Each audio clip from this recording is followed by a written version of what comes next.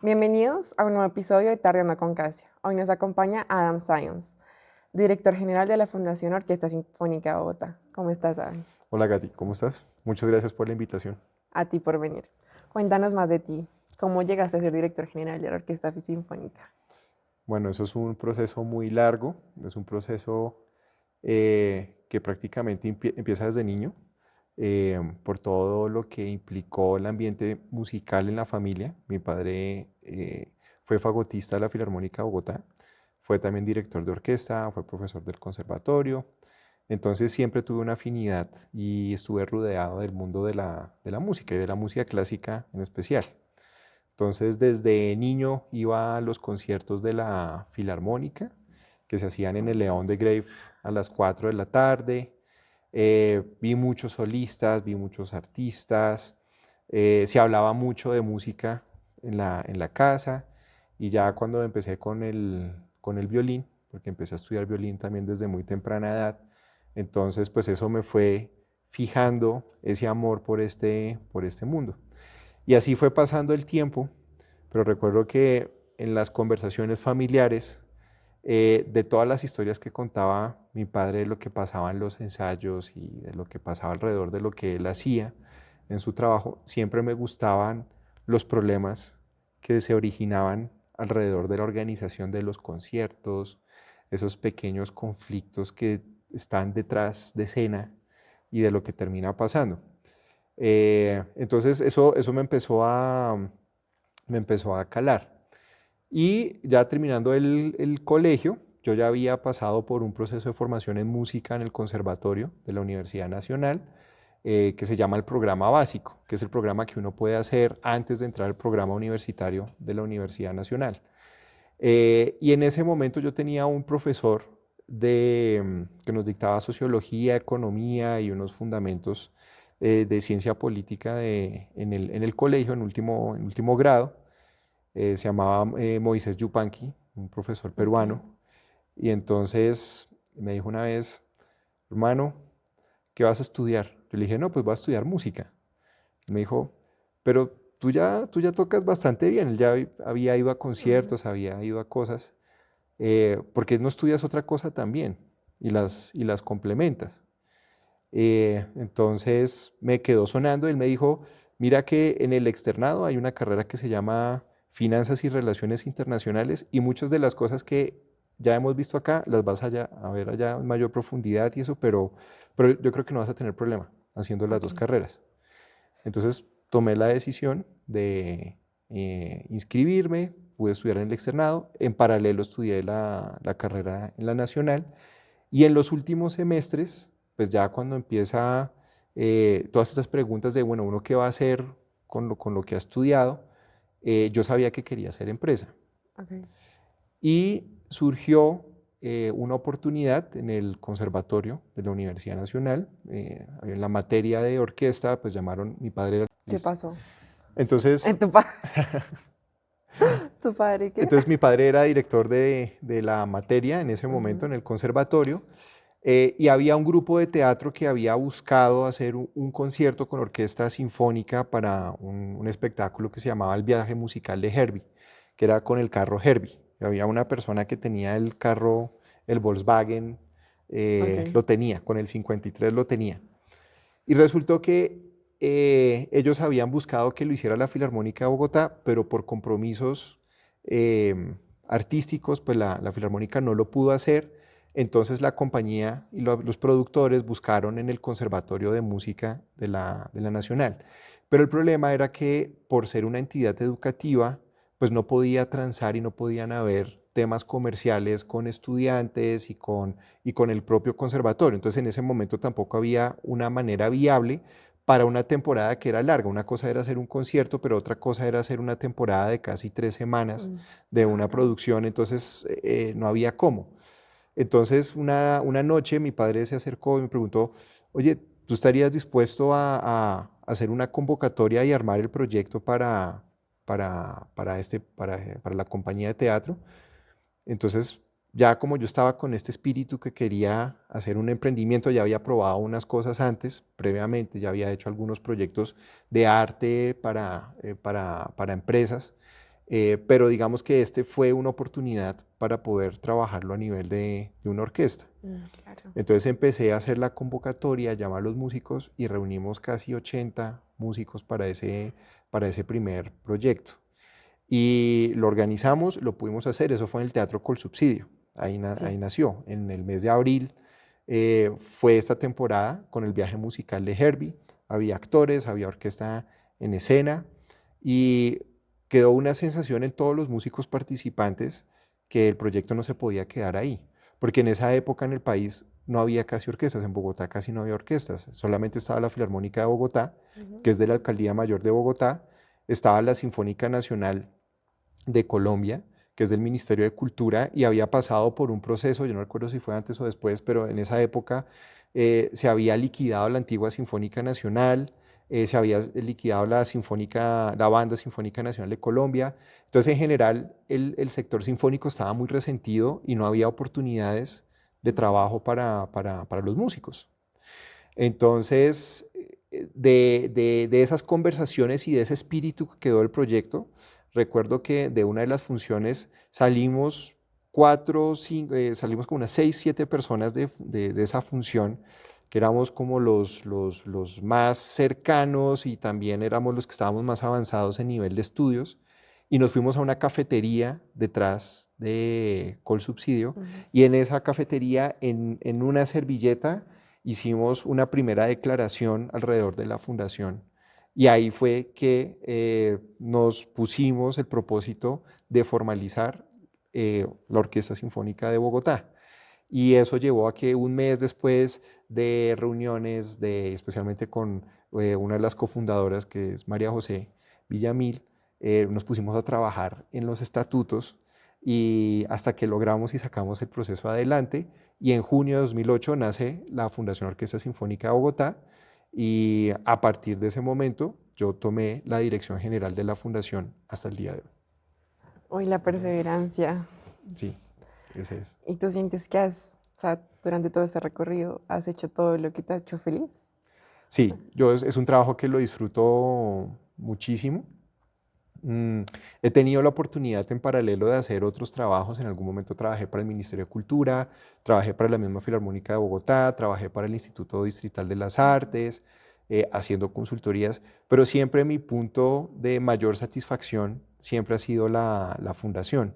Y es también en parte porque lo que planeamos, ver cómo se va ejecutando, Ujú. es muy retador. Es muy retador en este país y es difícil hacer empresa, hacer fundaciones todavía más complejo, y más complejo aún si tiene que ver con temas artísticos, y más aún si tiene que ver con un tema tan específico como es el mundo de la música clásica. Ujú. Entonces, ha sido todo un reto durante todos estos años, pero creo que ese reto también da una satisfacción muy grande. Y si uno no sintiera ese amor, eh, muchas de las dificultades que se han pasado a lo largo de la historia ya nos hubieran hecho desistir del proyecto. Sí, porque ahí es donde llevas a cabo la resiliencia de lograr un objetivo y seguir haciéndolo crecer, porque pues no es que se acabe ahí o ya tenga todo un mundo de éxito, es hacerlo crecer con cada situación que ustedes viven. Sí, así es.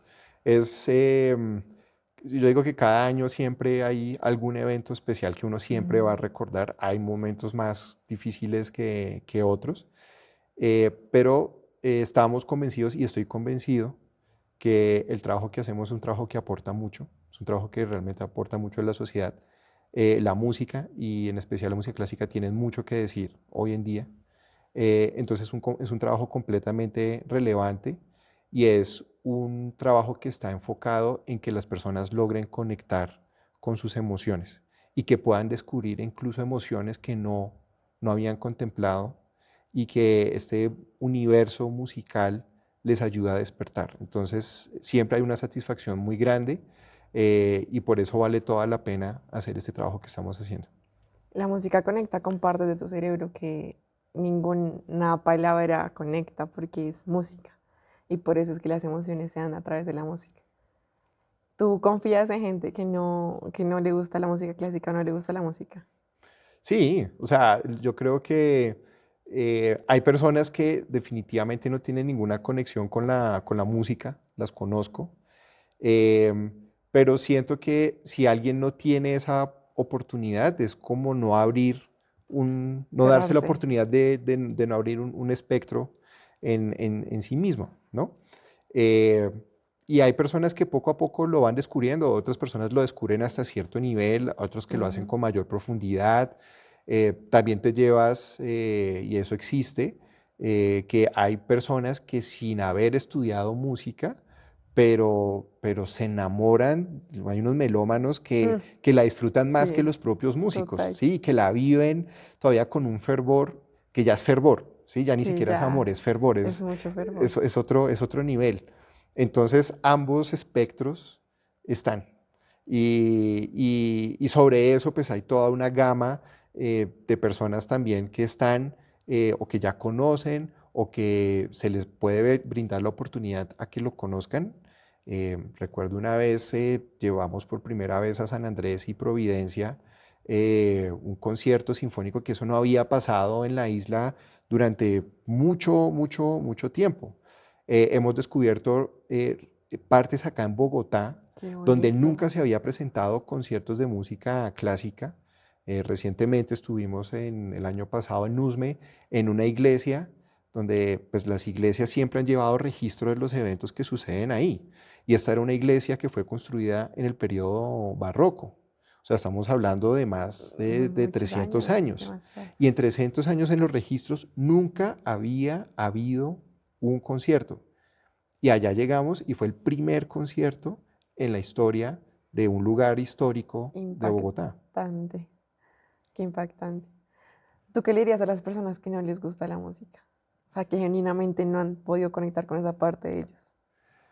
Pues uno siempre eh, quiere que en general todos tengamos la oportunidad de ser abiertos a conocer experiencias, así como conocemos experiencias gastronómicas, experiencias literarias, el teatro. O sea, en general creo que el arte es una dimensión humana que hay que vivirla y hay que profundizarla, que hay que diferenciarla del entretenimiento, ¿sí? Claro, Hoy en día tenemos mucho entretenimiento, nos demasiado. entretiene, ¿sí? Pero lo que son las manifestaciones artísticas tienen una intención de ir más profundo y es una intención de ayudar a conectar entre lo que pasa en la escena con lo que pasa en su percepción y hay una conexión en el medio entre los dos, pero es una conexión que solamente se puede lograr si ambas partes ponen de sí. No es un tema que yo voy a un concierto de música clásica y es un tema netamente pasivo. Mm, No es cierto, porque realmente está involucrada mucha atención, está involucrada mucha atención. El detalle se vuelve completamente relevante, ¿sí?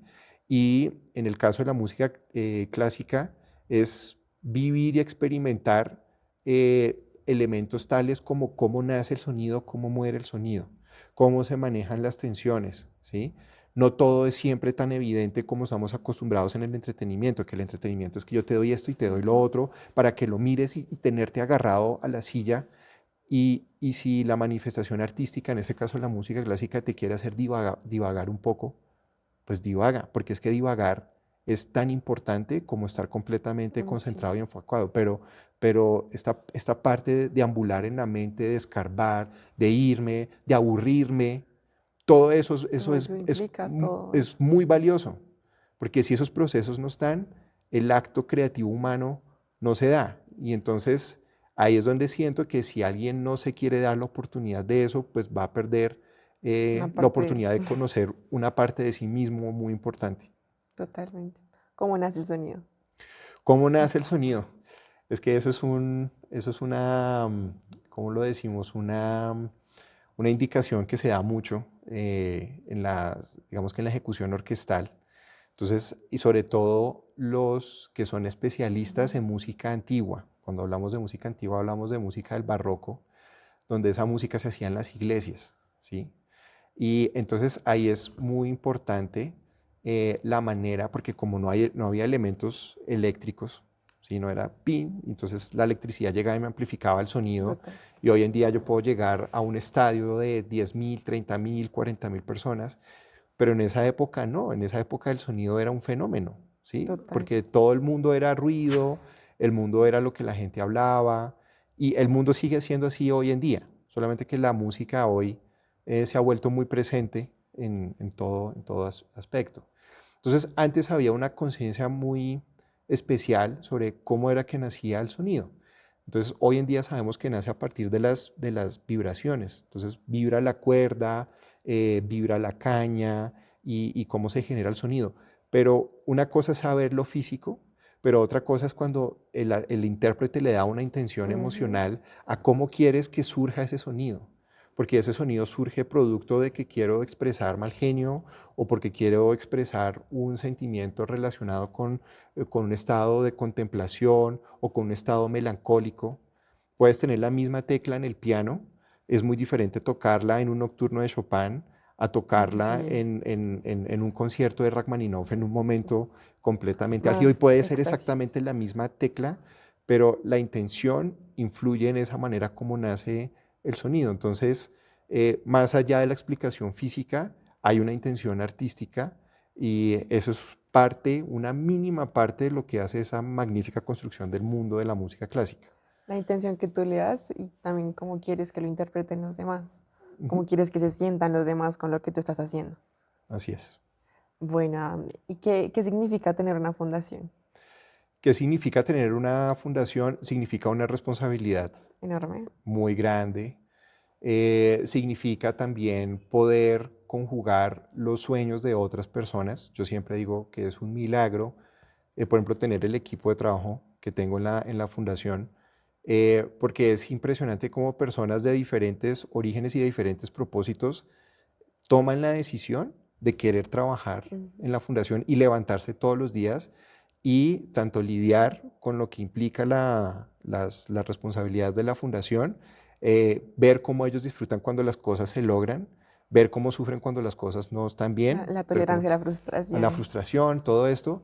Entonces, esas emociones que comparten las personas no es gratuito, no es porque haya un sueldo, no es porque haya un salario, es que en últimas las personas toman la decisión de dónde quieren trabajar y sobre todo las personas que trabajan en el sector de las artes, ¿sí? Mm, Porque el mercado está lleno de muchas oportunidades mucho más estables, mucho más claro. viables de alguna manera y hay que sentir un profundo respeto por las personas que toman la decisión de dedicar su vida a Al las arte. artes en diferentes facetas, ya sea lo administrativo, ya sea en la parte de comunicaciones, ya sea en la parte de producción.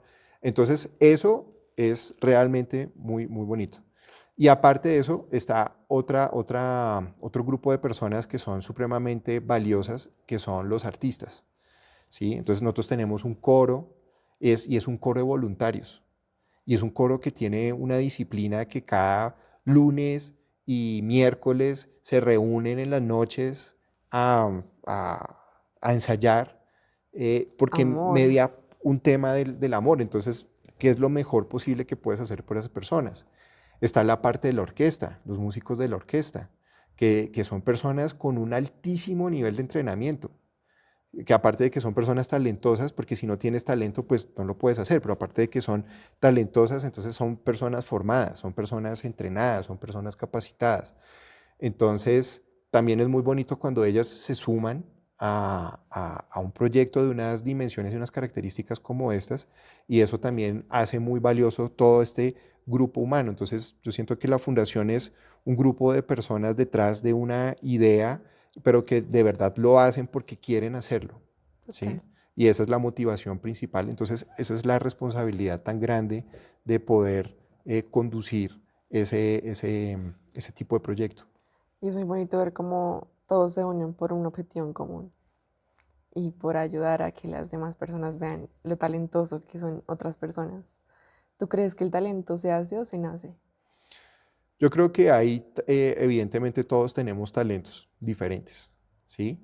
Pero lo importante es que los talentos Potenciarlos hay que más. trabajarlos, porque el talento por sí mismo no es suficiente, incluso en los grandes genios había involucrado mucho trabajo. Obviamente, el talento implica que la persona puede llevar un mayor peso. Y si uno mira la acepción original de la palabra talento, tenía que ver con una unidad de peso, Sí, ¿sí? Entonces, y con esa unidad de peso era que se hacían intercambios en la antigüedad. Entonces, para mí, una persona talentosa es una persona que puede llevar más peso. En una orquesta es evidente. En una orquesta esa acepción del talento es evidente. Por ejemplo, normalmente uno diría que un jefe de grupo o el concertino, que es el primer violín, el que siempre se ubica en la primera parte, en teoría es una persona con más talento o con mayor capacidad, habilidad, pero ¿para qué? Para asumir una mayor responsabilidad. Y una mayor responsabilidad artística es que asume unas partes musicales o unos solos musicales que otras personas de la orquesta podrían hacerlo, pero esta persona quizás lo pueda hacer de una manera especial. Más Entonces, grande. eso implica que puedes llevar mayor carga, que puedes llevar mayor peso. Y esa es la verdadera acepción del talento. Entonces, lo tienes, pero lo tienes entrenado para cargar lo que deberías cargar O simplemente estás conformándote con algo. o te estás conformando con algo. Y ahí está la importancia. ¿Tú sientes que uno siempre debe salir de la zona de confort? Yo pienso que uno sí tiene que salir de la zona de confort. Pienso que uno todo el tiempo tiene que estar haciéndose preguntas incómodas. Es muy importante que uno todo el tiempo esté observando hacia dónde va porque el tiempo no es estático, ¿sí? Es muy importante obviamente tener esos momentos de contemplación, de autorreflexión, de momentos de parar, pero pues la dinámica misma de la vida nos mueve al movimiento, nos lleva al movimiento, tenemos que estar, si estamos quietos, nos morimos. Y lo mismo pasa con los proyectos, lo mismo pasa con las ideas y por supuesto lo mismo pasa con las obras artísticas. Entonces, y algo que tiene el mundo artístico en general, y volviendo al campo de la música clásica, es que todo el tiempo te saca de la zona de confort. Es impresionante. Hay la cantidad de repertorio, la cantidad de cosas que puedes hacer, la dificultad del repertorio. Entonces, por más de que te sientas que estás completamente entrenado, siempre es un desafío que el violín suene bien, siempre es un desafío el solo de corno de Strauss, siempre va a ser desafío tocar, por más de que seas una persona experimentada, Claro. el tiempo te va a llevar constantemente al desafío si quieres estar ahí. Si no, pues también eso es una muy bonita opción. Y es muy importante hacer eso, como preguntarse qué me da miedo y por qué lo tengo que hacer si me da tanto miedo. Eso es, a mí me da mucho, digamos, a mí me da mucho miedo a veces salir de la zona de confort, pero es necesario hacerlo y uno siempre se tiene que retar. Y bueno, en el tema artístico, mucho los artistas, en general todo el mundo, el arte implica la confrontación del miedo Uy, sí. permanentemente porque hay un factor tremendo que se llama el público y cómo el artista percibe el público, que realmente ese es el origen del miedo o del estrés. Entonces es una carrera que para quienes participan de manera activa en ella, el miedo siempre está presente. Y eso, salirse de la zona de confort, hace parte de su cotidianidad. Y por más entrenados que estén, y he visto artistas eh, reconocidos mundialmente, artistas con gran trayectoria, los he visto asustados, paniqueados, faltando 1 minuto, 2 minutos para salir al escenario. Sabes que salen completamente nerviosos al escenario, Pero ¿sí? ya de salir y ya. Pero salen y ya su conexión con el arte, su experiencia, su conocimiento, saben canalizar esa energía y transformar esa energía Total. y entregan algo completamente diferente al público. ¿Y tú qué consejo darías para salir de la zona de confort? Atreverse, atreverse, ponerse metas, ponerse cosas que uno quiere hacer y simplemente hacerlas, lanzarse, No lanzarse a hacer, pensarlas tanto. no pensarlas tanto. Hay un dicho en polaco, mi padre es polaco, entonces él siempre dice, trzeba mieszać, hay que mezclar, hay que mezclar, hay que mezclar, nunca dejes que las cosas se queden estáticas, sino revuelve, revuelve, revuelve, revuelve, y en la medida que uno se atreve a hacer esas cosas, las cosas se van dando. Incluso en teatro tienen una expresión muy bonita que es el teatro teatra. Entonces, Mm, en la medida que vas haciendo las cosas, se va construyendo el teatro, se van dando las cosas está juntando porque se van todo. juntando. Y es muy difícil explicar esa fuerza, no la puedes planear. Uno medio puede tener un plan de cosas, pero ese concepto del teatro, teatra, es tú pones un poquito y el ambiente también te va a ir respondiendo a eso que estás mandando. Entonces, a veces no es la manera como esperas, a veces Total. te bofetea, pero pues eso también hace parte del proceso de empujar, De ¿no? empujar Y de ir mantenerse y logrando seguir, y lograrlo, y hacerlo. sí, porque no siempre va a ser fácil. Sí, Lo importante es persistir. así es. Bueno, y por último, ¿qué consejo nos darías a todos para lograr todo lo que queremos? Primero, ahí sí hay que soñar. Hay que soñar, hay que imaginar. La imaginación es una facultad extraordinaria que tenemos todos los humanos. No confundirla con la fantasía, porque la fantasía simplemente es ¿Qué entretener. es fantasía? ¿Cómo lo diferencias? La, la imaginación te lleva a materializar cosas concretas. La Ok, fantasía es simplemente algo que nos puede entretener, que también es necesario hacerlo, ¿sí? Pero imaginar es porque tienes un propósito. ok. Entonces, y en ese momento, y en ese sentido, tener sueños con imaginación, creo que se vuelve muy importante y en un país como Colombia, que Colombia necesita muchas ideas. Es un país que necesita mucha gente que imagine cosas. Hay muchas necesidades por abarcar, hay muchas personas por conectar, muchos territorios que explorar y estamos completamente limitados. Entonces, el consejo en general para todas las personas, pero en general para todos los colombianos es atrevernos a A soñar soñar. e imaginar más. Imaginar más que idealizar. Ujú. Bueno, muchas gracias por venir hoy. Muchas gracias a ti. Bueno, chicos, nos vemos en nuestro próximo episodio de Terrana con Casia. Bye.